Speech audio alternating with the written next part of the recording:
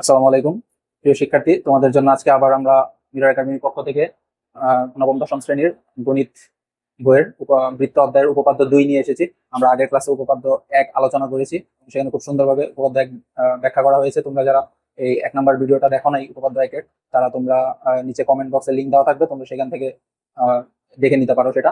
আমরা আজকে আলোচনা করবো উপপাদ্য 2 বৃত্ত অধ্যায়ের, যেখানে আমাদের উপপাদ্য হেডিংটা হচ্ছে বৃত্তের কেন্দ্র থেকে সমদূরবর্তী সকল যে সমান। মানে বৃত্তের যে কেন্দ্র ও, আমরা মনে করি যে কোনো একটা বৃত্ত, এই বৃত্তের একটা কেন্দ্র আছে ও, এই বৃত্তের কেন্দ্র থেকে সমদূরবর্তী মানে সমান দূরে যদি দুইটা বা তিনটা জ্যা থাকে, তাহলে তারা সমান হবে, এটা প্রমাণ করতে হবে। সাপোজ আমি মনে করি এটা বৃত্তের কেন্দ্র, এখান থেকে 4 বা 5 সেন্টিমিটার দূরে মনে করি এখানে একটা জ্যা আছে।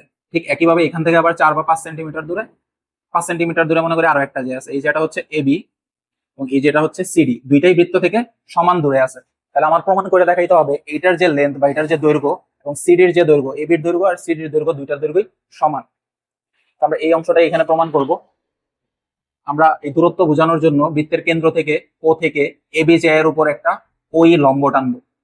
এটা হচ্ছে একটা লম্ব, লম্ব টানছি মানে এখানে দুই পাশে 90 ডিগ্রি করে কোণ আছে, এই পাশে 90 ডিগ্রি কোণ আছে, এই পাশেও 90 ডিগ্রি কোণ আছে। কেন্দ্র ও থেকে এবি যে এর উপর একটা লম্ব টানছি এবং ও থেকে সিডি যে এর উপরও সেম ভাবে একটা লম্ব টানবো, সেটা হচ্ছে ও এফ লম্ব। এখানে লম্ব টানছি মানে কিন্তু এখানে 90 ডিগ্রি কোণ হয়ে গেছে অলরেডি। তো আমরা বিশেষ নির্বাচন, এখানে অবশ্যই চিত্রে কি কি আছে সেই বর্ণনাটা নিজের মতো করে দিব এবং কি প্রমাণ করতে চাই সেটা আমরা এখানে তুলে ধরবো। আমরা যদি দেখি ও কেন্দ্র বিশিষ্ট বৃত্তে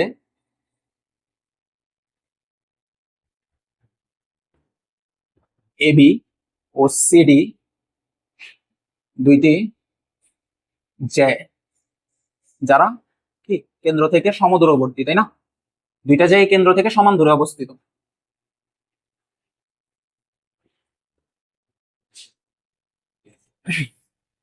তো আমরা কি করছি, কেন্দ্র ও থেকে এবি ও সিডি জ্যা এর উপর যথাক্রমে আমরা দুইটা লম্ব আঁকছি, এটা হচ্ছে ওই ও ওএফ লম্ব টানি। অনেক সময় পরীক্ষায় দেওয়া দেখা যায় যে ওই এবং ওএফ দুইটা লম্ব আগে থেকেই টানা থাকে। যদি আগে থেকে টানা থাকে তখন ওই ক্ষেত্রে এটার বিশেষ করে লেখার দরকার নাই যে ও কেন্দ্র ও থেকে এবি এবং সিডি জ্যা এর উপর লম্ব টানি। যদি আগে থেকে দেওয়া থাকে সৃজনশীল প্রশ্নে, তাহলে আলাদা করে লেখার কোনো প্রয়োজন নেই। তো এখানে আমাদের কি প্রমাণ করতে হবে, আমার মূলত প্রমাণ করতে হবে এই এবি আর সিডি দুইটা যে সমান, যেহেতু এরা সমান দূরে আছে। আমরা এখানে লিখে দিব কি প্রমাণ করতে চাই। প্রমাণ করতে হবে যে এই এবি জ্যা আর সিডি জ্যা এই দুইটা জ্যার দৈর্ঘ্য সমান। তো আমরা আগের যে উপপাদ্যটা সেটা প্রমাণ করতে যে আমরা বলছিলাম তোমরা প্রমাণের উপপাদ্য যখন প্রমাণ করতে যাবো তখন ত্রিভুজ এখানে নিলে এটা জিনিসটা অনেক সুবিধা হয়।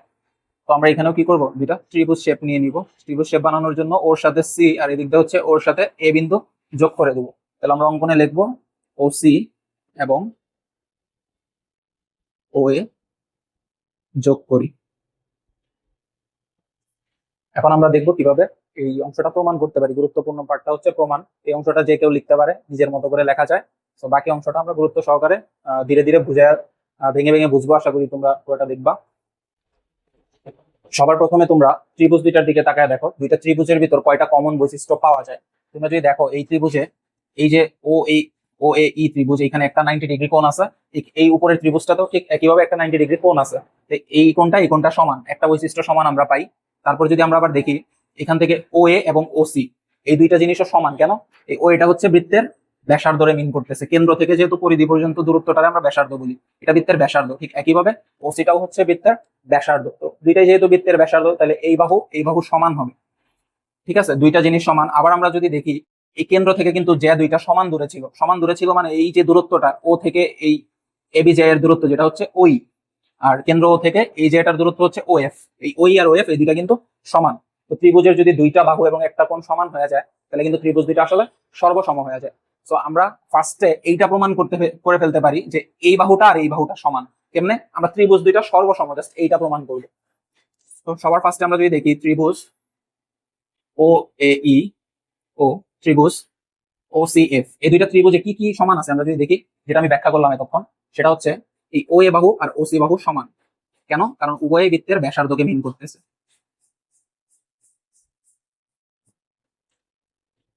তারপর যদি দেখি ওই এবং ওএফ সমান, কেন সমান এটা প্রশ্নেই বলে দেওয়া আছে যে এই দুইটা কি সমদূরবর্তী ছিল, কেন্দ্র থেকে এই যে এটার যে দূরত্ব আর এটার যে দূরত্ব, এই দুইটা দূরত্ব সমান, এটা আমাদের আগে থেকেই বলে দেওয়া ছিল। আর এখানে একটা কোণ আছে 90 ডিগ্রি, এখানে একটা কোণ আছে 90 ডিগ্রি। এই কোণটার নাম হচ্ছে ও ই এ, উপরে কোণটার নাম হচ্ছে ও এফ সি। দুইটা কোণের পরিমাপই 90 ডিগ্রি করে। তাহলে এই দুইটা কোণ সমান, তাহলে ত্রিভুজের ভিতর যখন দুইটা বাহু এবং একটা কোণ সমান হয় তখন সেই ত্রিভুজ দুইটা আসলে সর্বসম হয়ে যায়। তো আমরা বলতে পারি ত্রিভুজ ও এ ই এবং ত্রিভুজ ও সি এফ, দুইটা ত্রিভুজ সর্বসম। সর্বসম কথার অর্থ হলো অনুরূপ প্রত্যেকটা বাহু এবং কোণ সমান এদের। তার মানে এই বাহু সমান, এই বাহু সমান, নিচের বাহুটা এই বাহুটার সমান, এরকম। কোন উপপাদ্য অনুযায়ী, এটা আগের ক্লাসের একটা উপপাদ্য, বাহু কোণ বাহু উপপাদ্য অনুযায়ী।